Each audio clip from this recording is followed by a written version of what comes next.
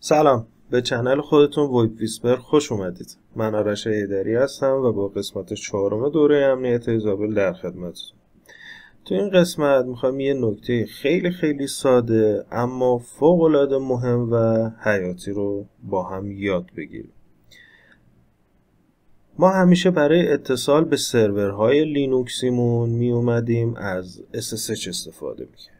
حالا به خاطر ایمنی بیشترش، امنیتش می اومدیم SSH استفاده میکردیم، چون تلنت کلا کلیر تکست اطلاعات رد و بدل میشه، از SSH استفاده میکنیم. اما زمانی که از SSH استفاده میکنیم میایم چیکار میکنیم؟ از یوزرنیم پسورد استفاده میکنیم.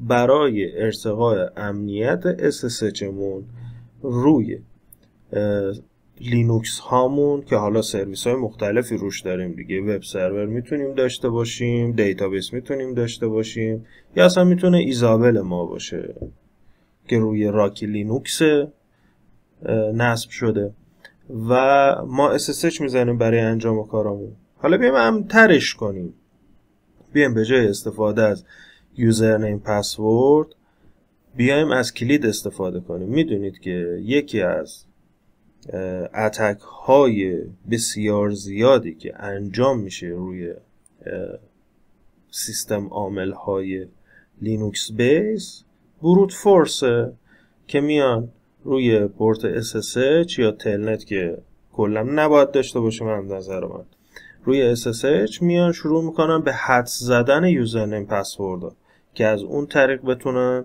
شما رو هک کنن. حالا اگر به جای یوزرنیم پسورد شما از کلید استفاده کنیم، تا اون هکر یا هر شخص دیگه اون کلید رو نداشته باشه نمیتونه به شما متصل بشه و اتکی رو روی شما انجام بده. خب بریم ببینیم چجوری میتونیم این کار رو انجام بدیم. شما بیا پایین. خب من یه تودو خیلی ساده ایجاد کردم که از طریق اون جلو میریم. خیلی کار ساده، چند تا مرحله بیشتر نداره. شما اول از همه ما میخوایم از کلید استفاده کنیم، پس باید اون کلید رو بسازیم. برای ساخت این کلید شما میتونید هم روی سرورتون که لینوکسی اقدام کنید، هم روی ویندوزتون اقدام کنید، هیچ فرقی نمیکنه. به نظر من این ویندوز خیلی راحت و دم دسترم شاید باشه، چون حالا کلیدها رو باید بسازیم. یک کلید اینجا باید باشه، یک کلید رو باید ببریم روی سرور. اگه روی ویندوزتون بسازین مراحل براتون ساده تر میشه به نظر من. البته باز دست شماست کاری که میخواید انجام بدید. برای روال رو من بهتون میگم. اول از همه بیاید CMD رو باز کنید، حتما ران از ادمینستریتور باشه. میام چیکار میکنیم؟ میخوایم کلید بسازیم. دستوری هست به اسم SSH-keygen که میاد براتون این کار رو انجام میده.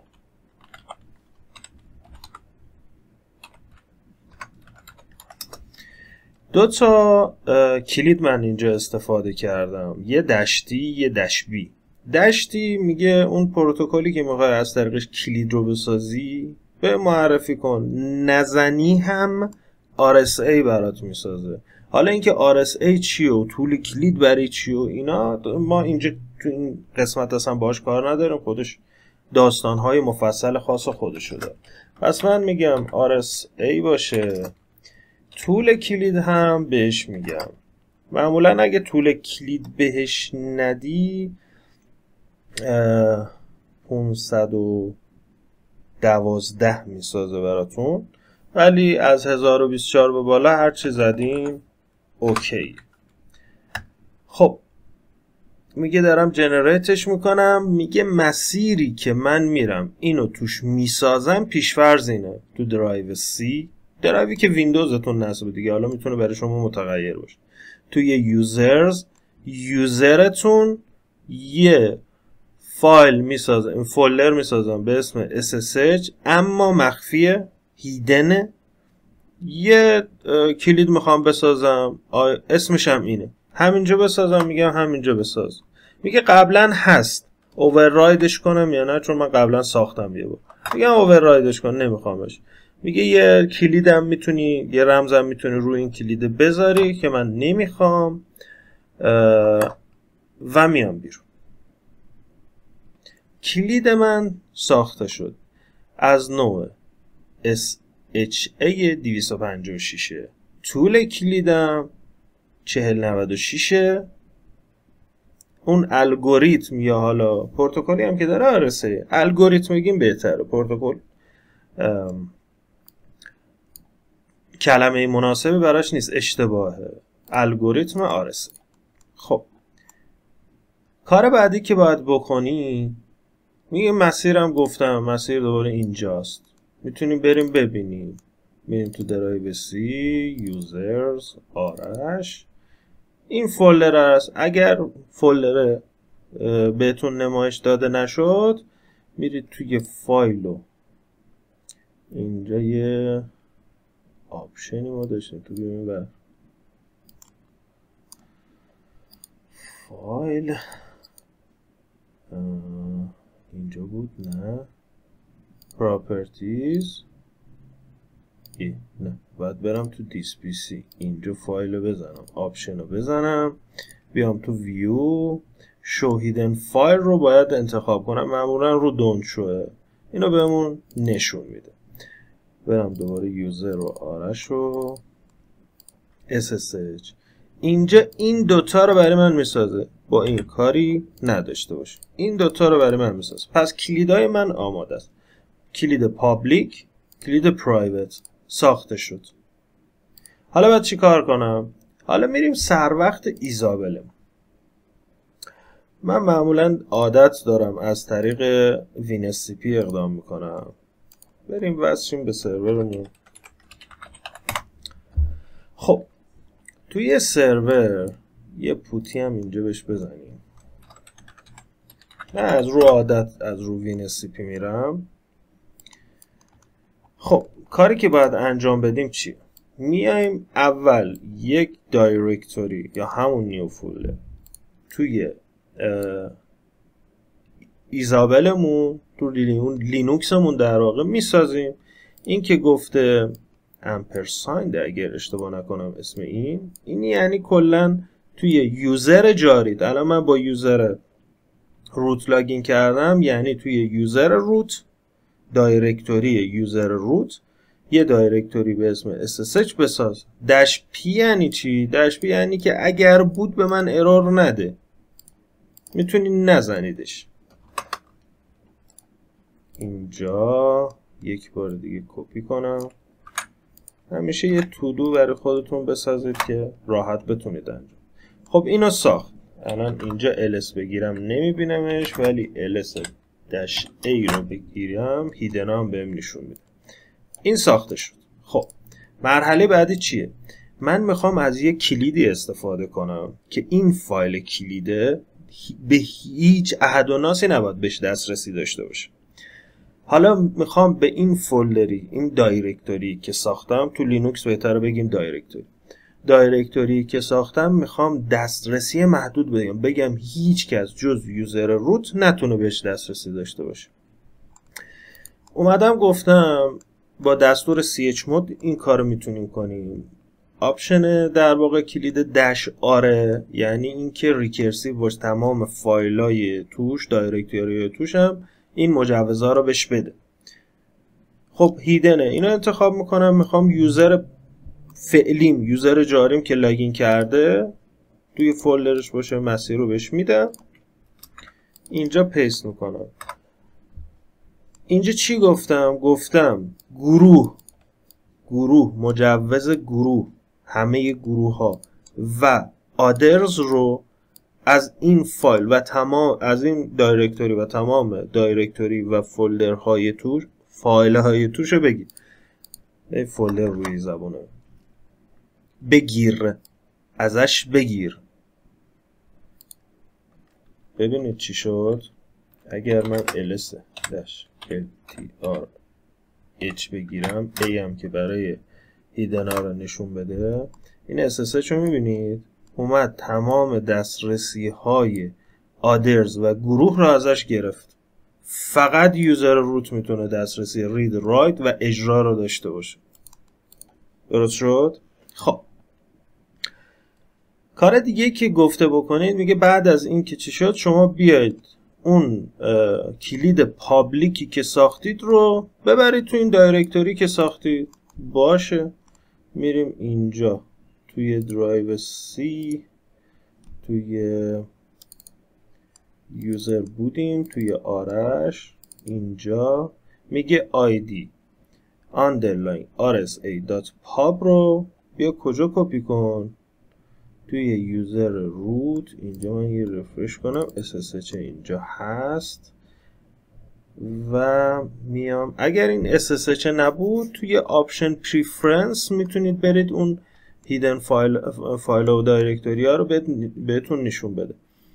اینجا پابلیک رو اینجا کپی میکنم.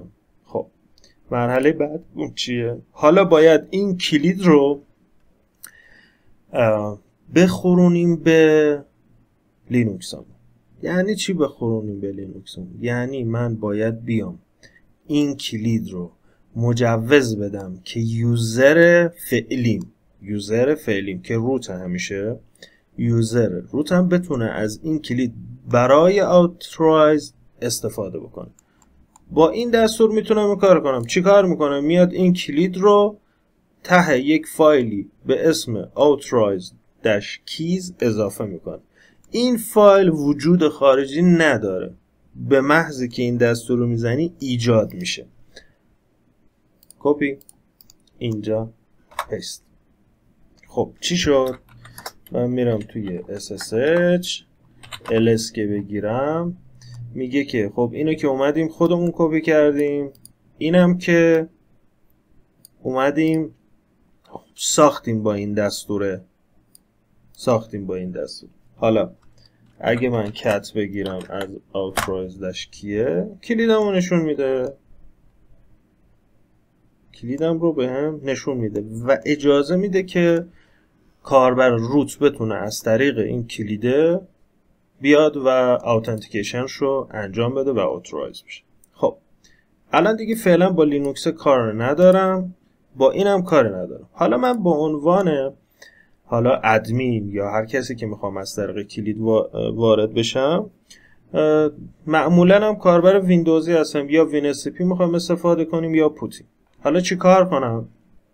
میای شما اینجا اول من اینو دیلیت بکنم، این دیلیت.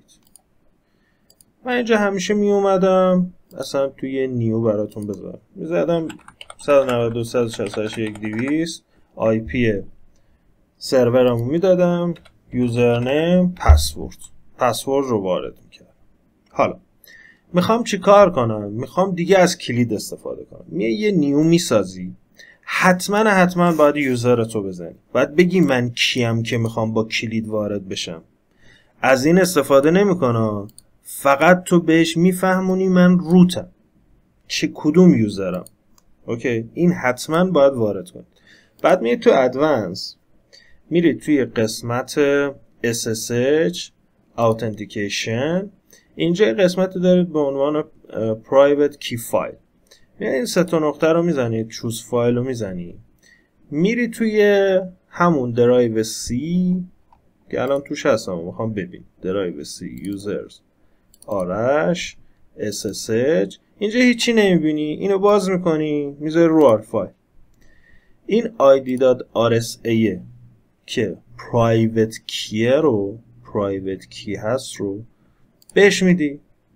اینجا یه پیغام خیلی قشنگ میده، میگه که میخوای این پرایوت کی رو به فرمت پوتی در بیارم. آخه پوتی برای که بخواد از طریق کی وصل بشه باید اون کلید یه فرمت خاص خودش رو داشته باشه. اینجا اگر شما از طریق WinSCP اقدام کنید به تبدیلش به فرمت پوتی خیلی کارتون راحته، وگرنه باید برید از طریق نرم افزارها یا کدای مختلف بیاد این کار انجام بدید. کار سختی، خودتون اذیت نکنید، همینجا تبدیلش کن. میگه کجا ذخیرهش کنم؟ میگم همونجا که کلیداست همونجا هم ذخیرهش کن، من بعداً ازش استفاده میکنم. حالا اوکی رو میزنم، خب اوکی رو زدیم. بیا سیوش هم کنیم. سیوش میکنم به چه اسمی؟ میگم این از طریق کلیده. هم یه چیز رو بهتون یاد بدم. خب الان لاگین کنم بدون پسورد خواستم وارد شد. من با کلید وارد شد. یه سشن دیگه میارم. اینم ببندم. بذارید اینو میبندم.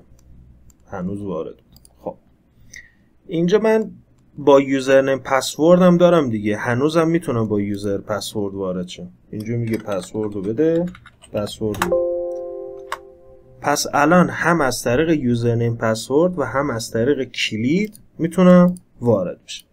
حالا کاری آخری که باید انجام بدیم اینه که ببینید دوباره میبندم دوباره میارمش. ببینید این با کلیده اینه دیگه. لاگین وصل شد. حالا کاری که باید انجام بدیم چیه؟ باید بیام به این لینوکس هم که ایزابل روش نصبه بگم از طریق یوزرنیم پسورد دیگه درخواستی رو روی SSH قبول نکن. لاگین نکن دیگه. چیکار باید کنم؟ میرید توی ETC یه دایرکتوری هست به اسم SSH. بیا بازش میکنید. یه فایلی دارید به اسم sshd_config. قبلا هم اومدیم یه کارایی توش انجام دادیم. ssh_config نه ها، sshd_config. اینو باز میکنیم. اومدیم پورت عوض کردیم یادتونه. میام پایین این که پابلیک اوتنتیکیشنش که یسه. اگر اینو نو کنی دیگه از طریق پابلیکی ها نمیتونید وصل شید، یعنی از طریق کلید نمیتونید وصل شید. این پایینا اینو داریم پسورد اوتنتیکیشن یس. میگه از طریق پسورد یوزرنیم پسورد بذار من وصل شم. ما میگیم دیگه نمیخوایم شما وصل شید. اینو سیوش میکنیم. میای سرویس SSH هم ریستارت میکنیم.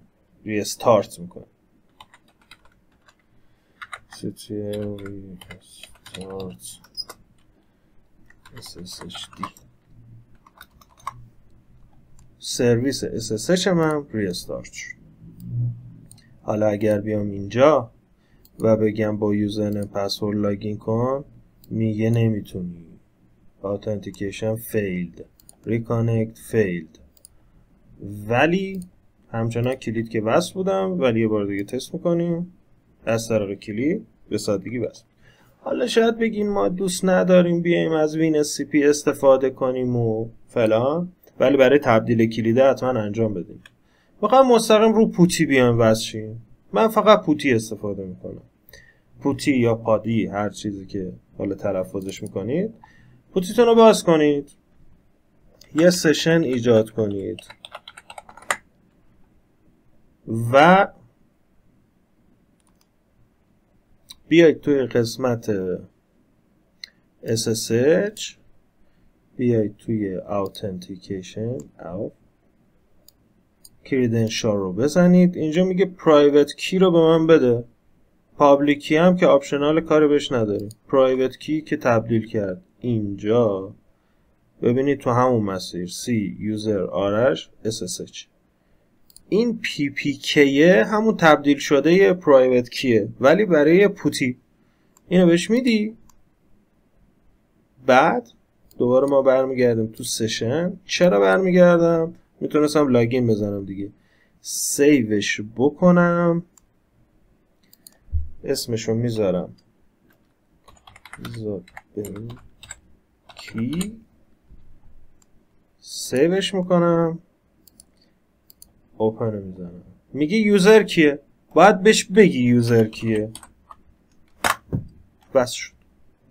به همین سادگی هم تونستیم کلید بسازیم، هم انتقال دادیم پابلیکیمون رو روی ایزابلمون، خوروندیمش برای یوزر روت. گفتیم یوزر روت بتونه استفاده کنه ازش.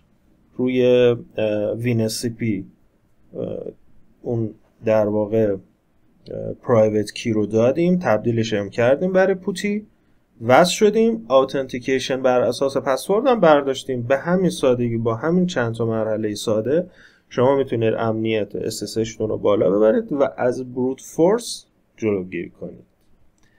امیدوارم این ویدیو مورد توجهتون قرار گرفته باشه. تا قسمت بعد، خدا نگهدارتون.